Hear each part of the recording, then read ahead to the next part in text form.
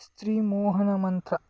ओम नमो आदेश श्री गुरु को यह गुड़ तारी यह गुड़ माती यह गुड़ आवे पड़ती जो मांगो वहाम पाऊम सोवत तिरिया को जगाय लाऊम चल अगिया वैताल अमुक हृदय पैठ तरावै चालनी शील चै मम दिन को सूक धूम पीर ताके मुख जौमा कड़ा मकाड़ा से टले त्वयादावार दो टोका पड़े माला कलाव काली एक कलवा सोई दाया चाटे मेरा तलावा आंका के पान कवारी से दिन और यौवन से बरी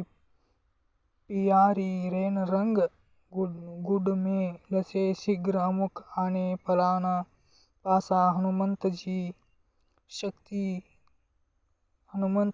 की शक्ति पुरो ಈಶ್ವರ ವಾಚ।